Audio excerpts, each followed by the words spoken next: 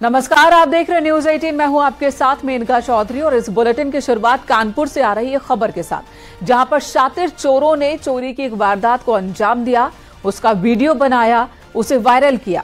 शातिरों ने नोटों की गड्डी का वीडियो बनाया और उसे वायरल कर दिया है। दूसरे वीडियो में आप देखिए, नोटों की गड्डी का बकायदा बिस्तर बना दिया गया। चोरी करते वक्त शातिर सीसीटीवी कैमरे में रिकॉर्ड हुए थे। पुलिस ने दोनों को गिरफ्तार कर लिया है, जेल भेज दिया है। लेकिन इसी बीच शातिरों का मन कितना बढ़ा हुआ वो आप इस वीडियो में देख सकते हैं। पहले वीडियो में शायद इन्हें पता ना हो कि सीसीटीवी कैमरा लगा हुआ है। जब ये चोरी कर रहे थे, चोरी करते हुए रिकॉर्ड कर लिए गए। और दूसरा वीडियो उस वक्त का जब ये नोटों को गिन रहे थे और नोटों का वीडियो बनाया, बकायदा नोटों का बिस्तर बनाया और ये वीडियो वायरल हुआ, जिसके बाद पुलिस ने इन दोनों को ही गिरफ्तार कर लिया है। दोनों इस वक्त जेल में हैं।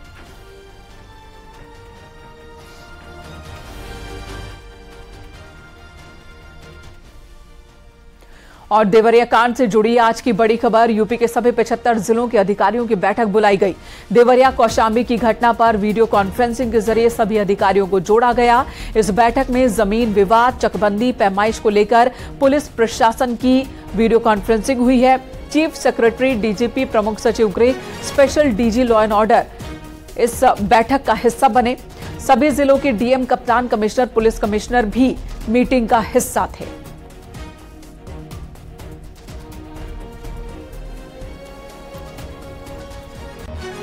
पुलिस अधिकारियों, प्रशासनिक अधिकारियों की मीटिंग बुलाई गई है। सभी 75 जिलों के महत्वपूर्ण अधिकारी जुड़े हुए थे, इस मीटिंग का हिस्सा बने थे। वीडियो कॉन्फ्रेंसिंग के जरिए मीटिंग हुई है। ऋषभ मणि त्रिपाठी हमारे सहयोगी इस वक्त हमारे साथ जुड़ चुके हैं। ऋषभ, इस मीटिंग के बारे में बताएं। जब से देवरिया कांड हुआ है तब से ही एक्शन देखने को मिल रहा है। एक तरफ देवरिया में पुलिस टीम और साथ ही प्रशासनिक अधिकारियों के खिलाफ कार्रवाई हुई और अब पूरे 75 जिलों को संदेश दिया जा रहा है। देखिए, देवरिया से पहले कौशांबी में कांड हुआ था, वहां भी जमीनी विवाद को लेकर ट्रिपल मर्डर हुआ था, जिसमें पति पत्नी और उनके दामाद की हत्या कर दी गई थी और वहां पर भी जमीनी विवाद निकलकर सामने आया था। उसके बाद खुद मुख्यमंत्री ने एक मीटिंग ली थी, जिसमें जो राजस्व के सबसे निचली श्रेणी के जो अधिकारी होते हैं, नायब तहसीलदार तक, उसमें शामिल हुए थे और सीएम ने ये निर्देश दिए थे कि भूमि और राजस्व से संबंधित जितने भी विवाद हैं उनको एक तय समय के अंदर हल किया जाए। जहां पर जरूरत है पुलिस की या अन्य विभागों के समन्वय की, उनको भी साथ में लिया जाए और उन विवादों को समय रहते सॉल्व किया जाए। लेकिन उसके बाद भी देवरिया में एक बड़ी घटना हो जाती है, जहां ऐसे ही भूमि विवाद के चलते 6 लोगों की हत्या हो जाती है। उसके बाद कल भी सीएम ने अपने सख्त तेवर दिखाए थे और ये निर्देश दिए थे कि सिर्फ पुलिस ही नहीं, जो राजस्व से जुड़े हुए अधिकारी हैं, चाहे वो तहसील के हों या कलेक्ट्रेट के हों, उन सब की भी जिम्मेदारी तय की जाएगी। और जहां पर भी भूमि की पैमाइश से जुड़े हुए विवाद हैं, जहां पर नाप जोख की जाती है जमीन की कि ये हिस्सा आपका है, ये हिस्सा मेरा है, उसका निस्तारण 48 घंटे में किया जाए। ये बिल्कुल ऋषभ, लेकिन एक बहुत बड़ी चुनौती भी होगी, बहुत बड़ी चुनौती भी होगी। कई बार मसले क्या होते हैं, पेचीदा होते हैं और कई बार मसलों को पेचीदा अधिकारियों की ओर से बना दिया जाता है अपने फायदे के लिए, करप्शन के लिए। अब उन केसेस पर लगाम लगेगी सीएम योगी आदित्यनाथ के निर्देश के बाद, ऐसी उम्मीद हम कर सकते हैं। लेकिन पेचीदा मामले 48 घंटे में सुलझ जाए, ऐसा भी बहुत मुश्किल है। अगली खबर का रुख कर लेते हैं। देवरिया प्रकरण में मुख्यमंत्री योगी आदित्यनाथ ने कठोर कार्रवाई की। देवरिया में लापरवाह राजस्व कर्मचारियों और पुलिस कर्मचारियों पर गाज गिरी। एसडीएम और सीओ समेत 15 कर्मचारियों को सस्पेंड कर दिया गया। सस्पेंड होने वालों में 2 तहसीलदार और 3 लेखपाल भी शामिल हैं। थाना प्रभारी समेत 8 पुलिसकर्मी भी सस्पेंड किए गए। लापरवाह तहसीलदारों और पुलिस क्षेत्राधिकारी के खिलाफ विभागीय कार्रवाई भी होगी। दरअसल आज ही सीएम योगी ने जमीन विवाद मामले में जिम्मेदारी तय होने की बात कही थी, जिसके कुछ देर बाद ही देवरिया में ये बड़ी कार्रवाई की गई है।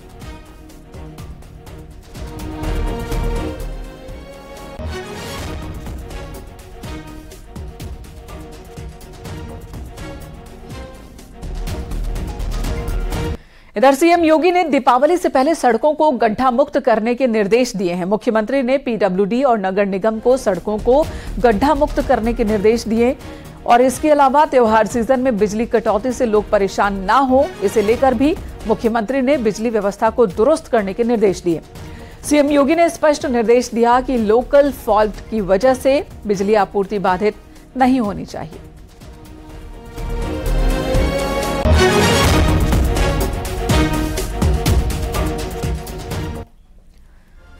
वहीं नोएडा अथॉरिटी में मुआवजा वितरण में हुए फर्जीवाड़े के मामले को लेकर यूपी सरकार ने सुप्रीम कोर्ट में जवाब दाखिल किया। सुप्रीम कोर्ट को यूपी सरकार ने बताया कि वो इस मामले को लेकर गंभीर है। मुआवजा वितरण में हुए फर्जीवाड़े की जांच के लिए 3 सदस्यीय कमेटी बनाई गई है।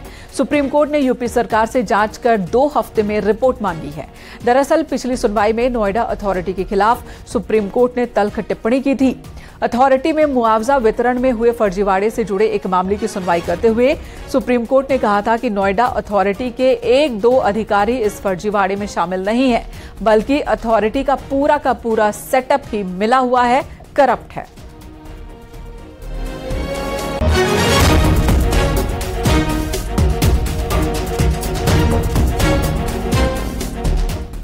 उधर ग्रेटर नोएडा की यमुना अथॉरिटी के सफाई ठेके में अब गड़बड़ी का मामला सामने आया। आरोप है कि परियोजना महाप्रबंधक ने नियमों को ताक पर रखकर कुछ कंपनियों को ठेका दिया है, जिसकी शिकायत पर सीईओ ने महाप्रबंधक से परियोजना और बिजली निविदा का काम वापस ले लिया।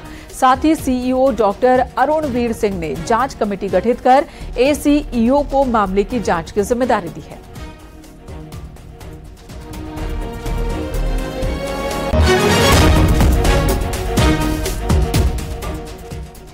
ज्ञानवापी में सर्वे के लिए एएसआई को 4 हफ्ते का और वक्त मिल गया है। दूसरी बार सर्वे की मियाद बढ़ा दी गई है। बुधवार को एएसआई ने 4 हफ्ते और वक्त दिए जाने की मांग की थी, जिस पर आज अदालत में सुनवाई हुई और अदालत ने 4 हफ्ते का यानी कि 1 महीने का वक्त और दिया है। तो आपको बता दें, ये दूसरी बार मियाद बढ़ाई गई है। इससे पहले भी मियाद बढ़ाई गई थी।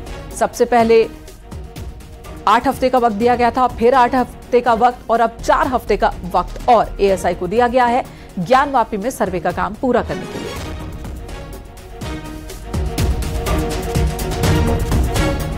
मिशन 2024 को लेकर बीजेपी के गोरखपुर क्षेत्र की आज एक अहम बैठक हुई। प्रदेश संगठन महामंत्री धर्मपाल सिंह के नेतृत्व में मीटिंग हुई है, जिसमें महिला मोर्चा की पदाधिकारी भी शामिल हुई। इनमें विधायिका में महिलाओं को 33% आरक्षण को लेकर चर्चा हुई। अब आने वाले दिनों में पार्टी कई बड़े कार्यक्रम भी करने जा रही है। प्रधानमंत्री नरेंद्र मोदी के नेतृत्व में भारत ने एक महत्वपूर्ण फैसला लिया और महत्वपूर्ण फैसला लिया जो नारी शक्ति है, उस नारी शक्ति की भागीदारी के लिए। और भागीदारी का जो निर्णय लिया है, उस निर्णय को लेकर के पूरे देश में उत्साह है, उत्तर प्रदेश में उत्साह है। तो भारतीय जनता पार्टी के जो महिला जनप्रतिनिधि हैं, उन जनप्रतिनिधियों का आज हमने यहाँ बुलाया है। उनसे चर्चा करके प्रत्येक विधानसभा में हम बड़े बड़े सम्मेलन करके महिलाओं के उनको जो प्रधानमंत्री ने निर्णय लिया है उसका वंदन करेंगे, अभिनंदन करेंगे। इंडिया गठबंधन के 2 घटक दलों समाजवादी पार्टी और कांग्रेस के बीच अभी से खींचतान देखने को मिल रही है। शिवपाल यादव ने अजय राय को सोच समझकर राजनीतिक बयान देने की नसीहत दी। उन्होंने कहा कि इस बारे में राष्ट्रीय नेतृत्व फैसला लेगा, लेकिन अजय राय को अपनी सोच बदल देनी चाहिए, नहीं तो नुकसान होगा। आपको बता दें, अजय राय ने कहा था कि कांग्रेस सभी सीटों पर चुनाव लड़ने की तैयारी में है और इसी पर शिवपाल यादव का ये रिएक्शन है। गठबंधन बना है तो निर्णय तो उस पर हमारा राष्ट्रीय नेतृत्व लेगा, लेकिन उनका जो सोच है बदलना चाहिए। अगर नहीं बदला तो वो तो नुकसान फिर हो गई। बदल लेना चाहिए अजय राय। शाहजहांपुर में विधायक के गुंडों की गुंडागर्दी सामने आई, जहां एक बनी बनाई 500 मीटर सड़क को इन्होंने खोद डाला। लेकिन अब योगी सरकार ने सख्ती दिखाई है। सड़क खोदने के बाद अब नुकसान की भरपाई होगी।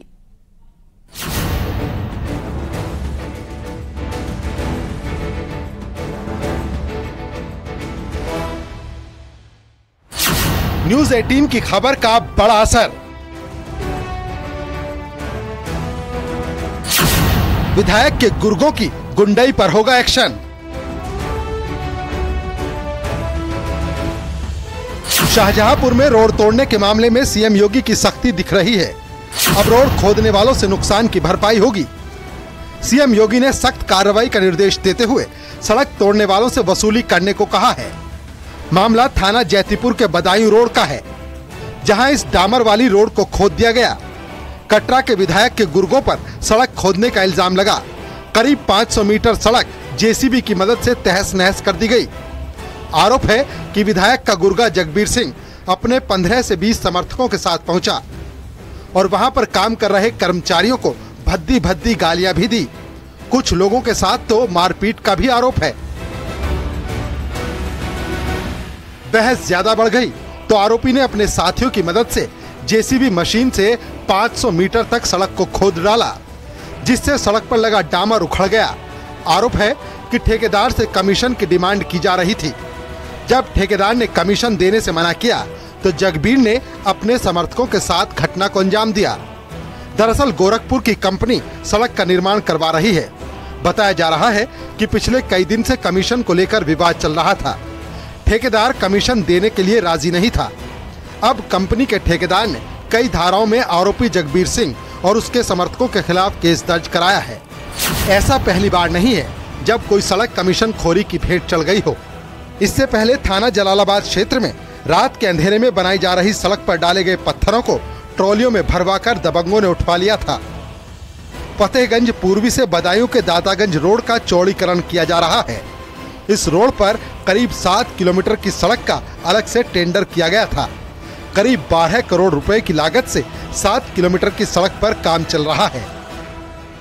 इस मामले में पुलिस ने आरोपी गुर्गे के साथ 20 लोगों के खिलाफ केस दर्ज किया है। मामला भ्रष्टाचार से जुड़ा हुआ है। बताया जा रहा है कि ठेकेदार ने का आरोप है कि इस निर्माण में कमीशन मांगा जा रहा था, जिसके चलते इस घटना को अंजाम दिया गया। दीप श्रीवास्तव, न्यूज़ 18, शाहजहांपुर।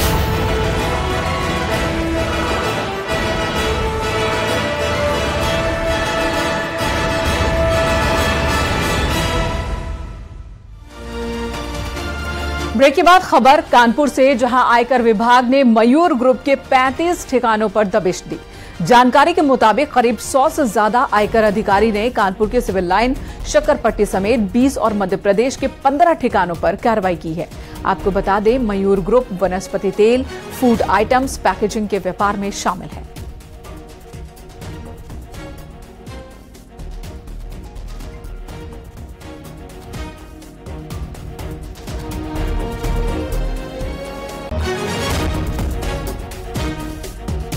इधर आगरा विकास प्राधिकरण ने शमशाबाद रोड पर अवैध कॉलोनियों को बुलडोजर से ध्वस्त किया। प्राधिकरण की टीम ने जीएस एनक्लेव ब्लॉक बी नाम से निर्माणाधीन कॉलोनी के 4 भवनों को बुलडोजर चलाकर ध्वस्त कर दिया। इसी तरह प्राधिकरण ने इनर रिंग रोड के पास 7000 वर्ग गज में दुर्गा नगर नाम से बन रही अवैध कॉलोनी पर बुलडोजर चलाया। बिना नक्शा पास कराए दोनों अवैध निर्माण शमशाबाद रोड पर किए जा रहे थे।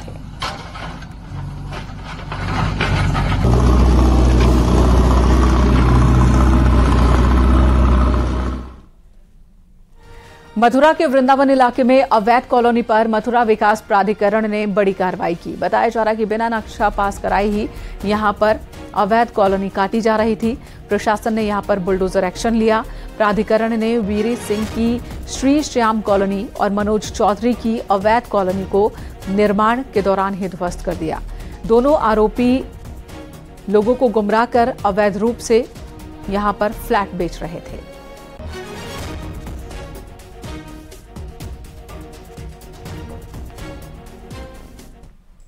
आगरा में 2 छात्रों पर टीचर को गोली मारने का आरोप लगा है। टीचर के पैर में गोली लगी है। इलाज के लिए अस्पताल में टीचर को भर्ती करवाया गया। राम स्वरूप विद्यालय में टीचर हैं सुमित।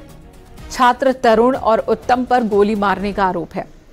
खांदौली इलाके के राम स्वरूप विद्यालय का ये मामला है।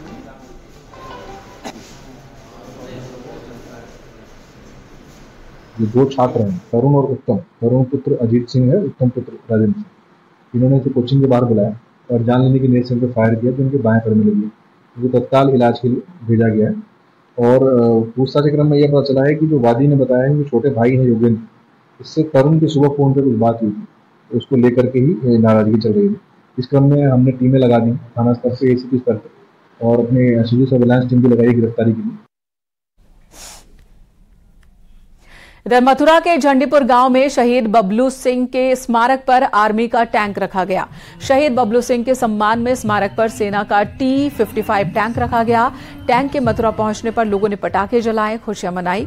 आपको बता दें 30 जुलाई 2016 को नौगांव सेक्टर में दुश्मन की गोली से बबलू सिंह शहीद हुए थे।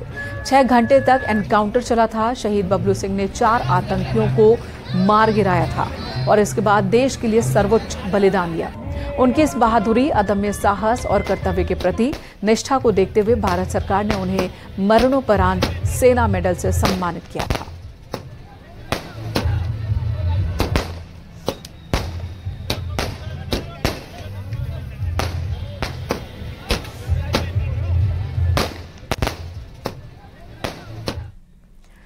मुजफ्फरनगर में बाबा खाटू नरेश की रथ यात्रा पर हेलीकॉप्टर से केंद्रीय राज्य मंत्री संजीव बालियान और उत्तर प्रदेश सरकार में राज्य मंत्री कपिल देव अग्रवाल ने पुष्प वर्षा की। इस दौरान खाटू नरेश के भजनों पर भक्तों ने खूब डांस किया।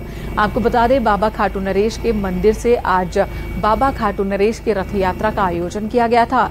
इस यात्रा को नगर के अलग अलग मार्गों से होते हुए निकाला गया।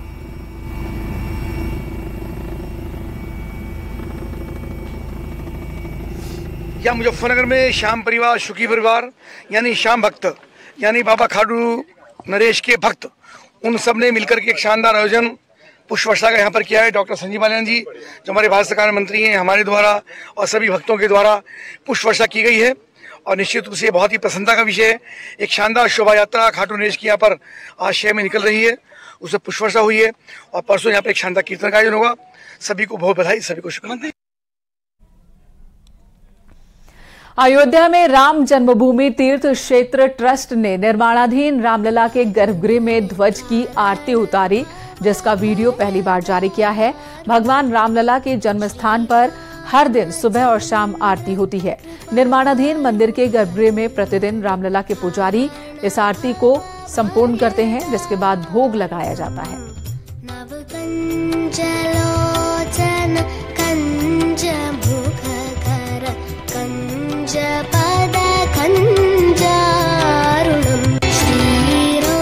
श्रीरामचन्द्र कृपालु भज मन धारण भव भयदारुणम्। श्रीरामचन्द्र कृपालु भज मन धारण भव भयदारुणम्। जनवरी में भगवान राम नए मंदिर में विराजमान हो जाएंगे और उससे ठीक पहले हवाई मार्ग से राम मंदिर को जोड़ने की भी प्रक्रिया पूरी हो जाएगी। अयोध्या में श्री राम एयरपोर्ट का निर्माण लगभग 80% से ज्यादा का हो चुका है।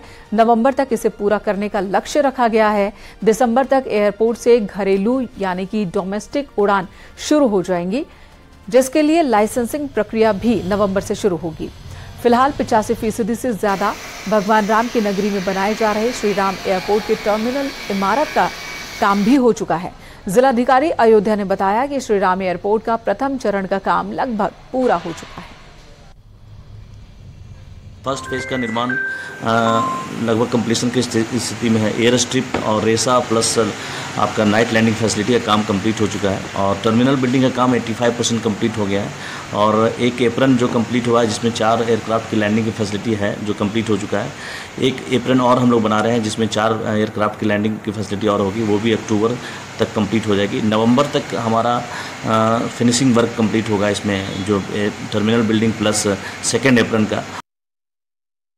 भगवान रामलला का भव्य मंदिर बनकर तैयार हो चुका है। जनवरी 2024 में आराध्य अपने भव्य मंदिर में विराजमान होंगे। उसके बाद देश नहीं विदेश से भी पर्यटक रामलला के दरबार आएंगे। ऐसे में रामनगरी आने वाले श्रद्धालुओं को एयरपोर्ट की सुविधा जल्द उपलब्ध हो, इसको लेकर युद्ध स्तर पर एयरपोर्ट के निर्माण का कार्य शुरू किया गया है। श्री राम एयरपोर्ट पर लगभग 80% निर्माण पूरा हो चुका है। 85% टर्मिनल बिल्डिंग का निर्माण पूरा हो चुका है। इसके साथ ही रेशा और नाइट लैंडिंग का कार्य भी लगभग पूर्ण हो चुका है। माना जा रहा है कि नवंबर के आखिरी सप्ताह से एयरपोर्ट को फाइनल टच देना शुरू कर दिया जाएगा और इसके साथ ही लाइसेंसिंग प्रक्रिया भी पूरी हो जाएगी और दिसंबर से डोमेस्टिक उड़ानें रामनगरी में शुरू हो जाएगी। भगवान राम के मंदिर के साथ अयोध्या अत्याधुनिक सुविधाओं से लैस है। आगामी दिनों में देश विदेश के पर्यटक एयरपोर्ट के जरिए जल्द ही भगवान रामलला के दरबार पहुंच सकेंगे और एक बेहतर उड़ान के साथ रामनगरी पहुंचेंगे। तो एयरपोर्ट के निर्माण की ये तस्वीरें हम आपको दिखा रहे हैं। नवंबर तक टारगेट रखा गया है इसके निर्माण को पूरा कर लेने का, और ये भी कहा जा रहा है कि नवंबर में ही टेंडरिंग प्रक्रिया भी शुरू हो जाएगी यहां से घरेलू विमान के लिए, उड़ान के लिए, और दिसंबर तक का टारगेट रखा गया है जब घरेलू यानी कि डोमेस्टिक उड़ान यहां से शुरू हो सके। 80 से 85% का काम पूरा हो चुका है, अब महज 15 से 20% का काम रह गया है, ये कहना है अधिकारियों का।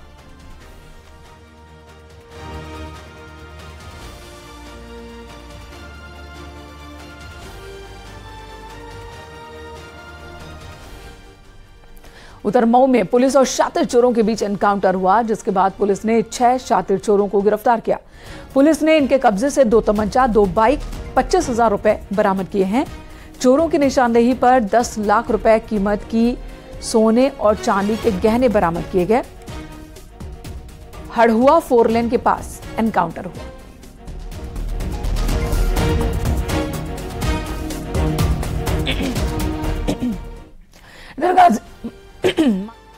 गाजियाबाद के इंदिरापुरम इलाके में मारपीट के बाद लड़के पर कार चढ़ाने का मामला सामने आया। दरअसल डासना निवासी जावेद का कार सवार लड़कों से किसी बात को लेकर विवाद हो गया था, जिसके बाद नाराज कार सवार लड़कों ने जावेद पर कार चढ़ा दी। स्थानीय लोगों ने घायल लड़के को गंभीर हालत में अस्पताल में भर्ती करवाया। पीड़ित की शिकायत पर पुलिस ने एफआईआर दर्ज कर कार सवार आरोपियों की तलाश शुरू कर दी है।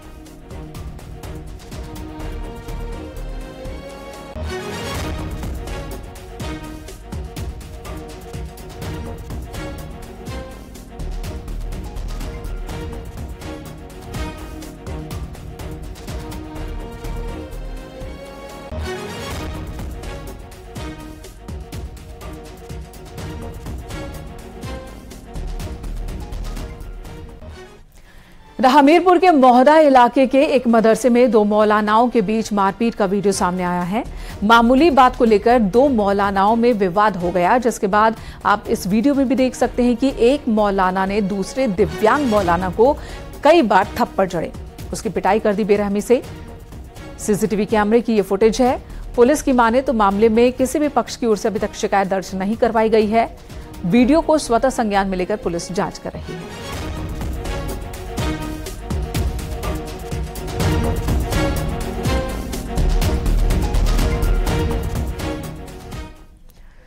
बांदा में हत्या की एक सनसनीखेज वारदात सामने आई। बदमाशों ने घर में घुसकर बुजुर्ग को गोली मारी, जिससे बुजुर्ग की मौके पर ही मौत हो गई। सूचना पाकर पुलिस टीम घटनास्थल पर पहुंची, शव को कब्जे में लेकर पोस्टमार्टम के लिए भेजा। हत्यारों की तलाश की जा रही है। तत्काल इसमें फॉरेंसिक टीम फील्ड मेट को लगाया गया। इनमें सर्विलेंस एसओजी द्वारा भी घटनाक्रम का निरीक्षण किया गया। सभी पहलुओं के ऊपर जांच की जा रही है और जल्दी इसका खुलासा किया जाएगा एवं जो अभियुक्त हैं उनके ऊपर कठोर से कठोर कार्रवाई अमल में लाई जाएगी।